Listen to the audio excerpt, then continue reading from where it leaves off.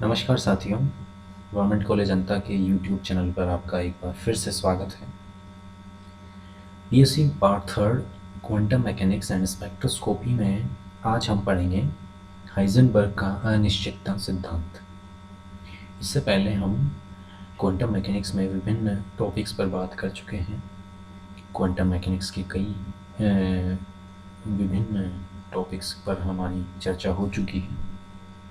आज हम जिस टॉपिक के बारे में बात करने जा रहे हैं उसे हाइजेनबर्ग ने सन 1927 में दिया था। इसकी ज़रूरत क्यों पड़ी, इसके बारे में हम थोड़ी सी चर्चा करते हैं। हम ये जानते हैं कि चिरसम्मत भौतिकी अर्थात न्यूटोनियन फिजिक्स, न्यूटोनियन मैकेनिक्स,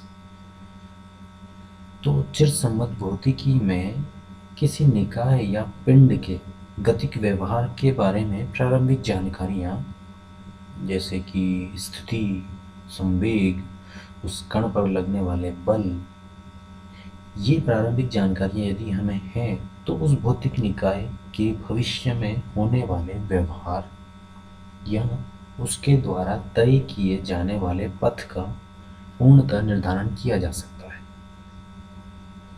अर्थात उदाहरण के लिए हम देखें तो किसी भी भौतिक कण के प्रारंभिक निर्देशांक x, y, z, उसका वेग v तथा उस पर कार्यरत बल F हमें ज्ञात है, तो न्यूटन की गति के नियमों से उस कण द्वारा भविष्य में तय किए जाने वाले पथ का पूर्णतः निर्धारण किया जा सकता है। तो हम ये कह सकते हैं कि चिरसम्मत भौतिकी पूर्णतः निर्धारणात्मक विज्ञान है, कंप्लीटली डिटर्मिनिस्टिक साइंस है। अर्थात हम किसी भी भौतिक कण के भविष्य में तय किए जाने वाले पथ अर्थात भविष्य के व्यवहार के बारे में संपूर्ण जानकारी प्राप्त कर सकते हैं केवल न्यूटन के गति के नियमों के द्वारा। यदि हमें उसके प्रारंभिक निर्देशांक, उस पर उसका वेग तथा उस पर कार्यरत बल F ज्ञात हो तो। लेकिन ये सारी चीजें चिरसम्मत भौतिकी के अंतर्गत हैं। चिरसम्मत भौतिकी का यह पूर्णतः निर्धारणात्मक ज्ञान सूक्ष्म जगत के क्वांटम कणों पर लागू नहीं होता। अब सूक्ष्म जगत के क्वांटम कण कौन है? जैसे कि electron, proton, neutron, alpha particle, कोई भी न्यूक्लियस, ये सभी सूक्ष्म जगत के क्वांटम कण हैं, क्वांटम पार्टिकल हैं। इन पर हमारा ये निर्धारणात्मक ज्ञान, सूक्ष्म ज्ञान, या हम यूँ कहें कि न्यूटन्स लॉ लागू नहीं होते हैं। क्यों नहीं होते हैं? क्योंकि सूक्ष्म जगत के इन कणों की गति इनकी द्वैत प्रकृति के कारण किसी एक तरंग फलन द्वारा प्रदर्शित की जाएगी। अर्थात हम कण को कण नहीं मान सकते हमेशा, वो तरंग प्रकृति भी प्रदर्शित करेगा। ये हम ऑलरेडी डी ब्रोगली की कंसेप्ट में पढ़ चुके हैं। डी ब्रोगली ने ये कंसेप्ट दिया था, ये परिकल्पना दी थी कि एक कण भी तरंग व्यवहार प्रदर्शित कर सकता है यदि वो गतिमान है, परंतु कण कैसा होना चाहिए? सूक्ष्म कण, इलेक्ट्रॉन, प्रोटॉन, न्यूट्रॉन या इन्हीं की विमाओं का कोई कण होना चाहिए। तो सूक्ष्म जगत के कण द्वैत प्रकृति प्रदर्शित करते हैं, इसीलिए उन्हें कण, सदैव कण नहीं माना जा सकता। उन्हें प्रदर्शित करने के लिए हमें एक तरंग फलन की आवश्यकता होगी, और तरंग फलन स्थानिक नहीं हो सकता, लोकलाइज्ड नहीं हो सकता। अब लोकलाइज्ड होने का क्या अर्थ है? जैसे कि हमारे पास कोई बॉल है, कोई क्रिकेट की बॉल है, टेनिस की बॉल है, कोई कंचा भी है, कोई पत्थर है, कोई ढीला है, कोई मिट्टी का कण है, जो हमें नज़र आ रहा है वो लोकलाइज्ड है, जो हमें दिख रहा है, जिस पर हम सारे लॉज लगा सकते हैं, हमारी चिरसम्मत भौतिकी के सारे लॉज लगा सकते हैं, उसके भविष्य के पथ के बारे में जानकारी जुटा सकते हैं, तो वो लोकलाइज्ड है। उसके लिए हम एक फ्रेम का निर्धारण कर सकते हैं, उसकी गतियों की सारी जानकारी जुटा सकते हैं, तो वो लोकलाइज्ड है, वो है जो हमें दिख रहा है। परंतु क्वांटम कणों के लिए ऐसा नहीं है। क्वांटम कण कभी भी लोकलाइज्ड नहीं होते, स्थानिक नहीं होते, अर्थात उनकी स्थिति का निर्धारण नहीं किया जा सकता। ये अनिर्धारणात्मक विज्ञान का एक भाग है। तो सूक्ष्म जगत के कणों की यथार्थ स्थिति, यथार्थ संवेग और उनके यथार्थ पथ का ज्ञान नहीं प्राप्त किया जा सकता। तो ये जो परिकल्पना है सूक्ष्म जगत के कणों के बारे में, ये जो परिकल्पना मैंने आपको बताई कि उनकी यथार्थ स्थिति, यथार्थ संवेग और उनके यथार्थ पथ का एक साथ अनुमान नहीं लगाया जा सकता, यही कंसेप्ट है हाइजेनबर्ग का अनिश्चितता सिद्धांत। अब इसका स्टेटमेंट क्या है ये हम देख लेते हैं। इसका स्टेटमेंट कहता है कि किसी भी क्षण किसी कण की स्थिति तथा संवेग का यथार्थ एवं पूर्णतः मापन संभव नहीं है। किसी भी क्षण एक ही दिशा में किसी भी कण की स्थिति तथा संवेग का यथार्थ एवं पूर्णतः मापन संभव नहीं है। कोई एक कण है, उसके लिए हम एक ही दिशा में उसकी स्थिति तथा संवेग का एक साथ मापन करना चाहें तो ये संभव नहीं है। हमें उनके मानों में हमेशा अनिश्चितता प्राप्त होगी।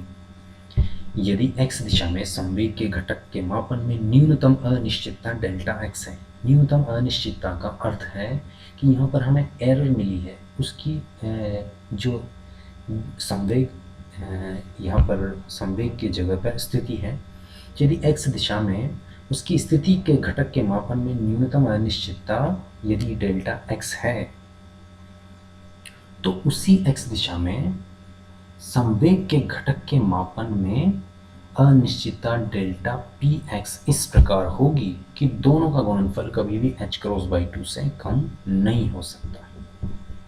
इसे हम एक समीकरण द्वारा भी समझ सकते हैं कि यदि किसी क्षण किसी कण की स्थिति में न्यूनतम अनिश्चितता डेल्टा x है और x दिशा में संवेग के घटक के मापन में अनिश्चितता डेल्टा px है, तो इन दोनों का गुणनफल h×2 से सदैव ज्यादा या इसके बराबर होगा, इससे कम नहीं हो सकता। तो डेल्टा x है यहाँ स्थिति के मापन में अनिश्चितता, डेल्टा px है उसी दिशा में x दिशा में संवेग के मापन में अनिश्चितता। अनिश्चितता का अर्थ यहाँ पर सीधे सीधे हम ये कह सकते हैं कि एरर है, मापने में त्रुटि है।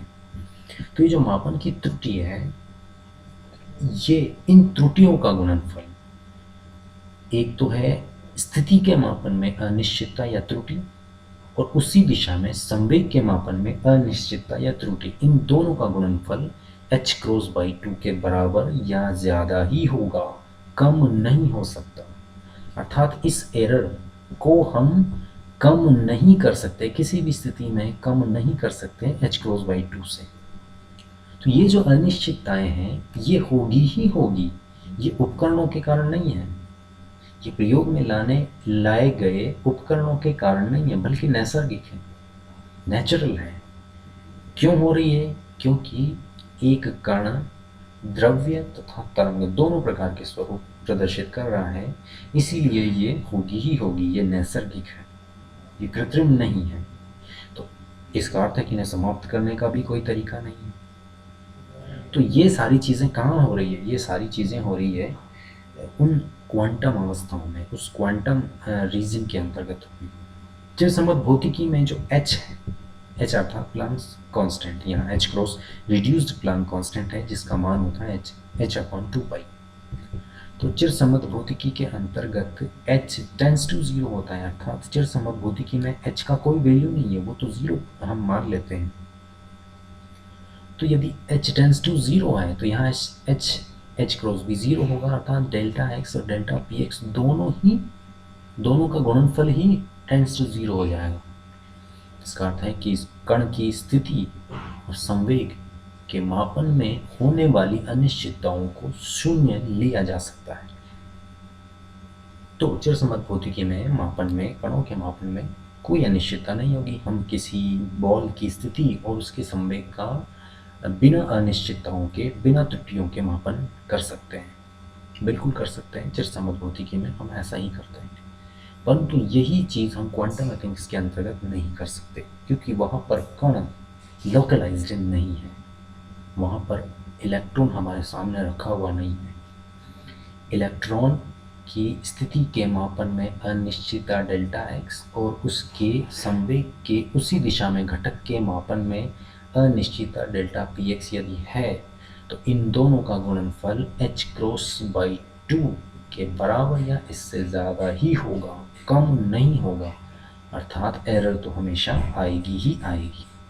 ये एरर कब आएगी? जब हम इन दोनों का मापन एक साथ करेंगे। ऐसा नहीं है कि हमने एक समय पर स्थिति को माप लिया और दूसरे समय पर संवेग को माप लिया, तो उस स्थिति में हम उन दोनों की जो वैल्यूज़ हैं वो एग्जैक्टली पता कर सकते हैं। परंतु यदि हम एक साथ मापने की कोशिश करें तो वो संभव नहीं है, उसमें हम दोनों में कुछ ना कुछ त्रुटि ज़रूर पाएंगे। अब दूसरी बात, यदि हम एक राशि को, एक भौतिक राशि को, जैसे कि स्थिति है, इसका मापन पूर्णतः परिशुद्धता के साथ करना चाहें तो हम कर सकते हैं, बेशक कर सकते हैं। हम किसी इलेक्ट्रॉन की स्थिति का मापन कर सकते हैं, उसमें कोई अनिश्चितता नहीं होगी। परंतु उसी समय यदि हम उसी दिशा में संवेग के घटक का मापन करना चाहें तो वो पूर्णतः अनिश्चित हो जाएगा, उसमें जो अनिश्चितता है वो अनंत हो जाएगी, अर्थात हम उसका मापन नहीं कर पाएंगे। तो यदि हम स्थिति और संवेग दोनों में से किसी एक का मापन करना चाहें तो बेशक हम कर सकते हैं, लेकिन दूसरा फिर पूर्णतः अनिश्चित हो जाएगा, उसकी अनिश्चितता अनंत हो जाएगी। तो किसी भी क्षण एक ही दिशा में किसी कण की स्थिति तथा संवेग का यथार्थ पूर्णतः एक साथ मापन संभव नहीं है। यही हाइजेनबर्ग का अनिश्चितता सिद्धांत है। इसके अन्य रूप भी हैं जिसके बारे में हम अगले वीडियो में बात करेंगे।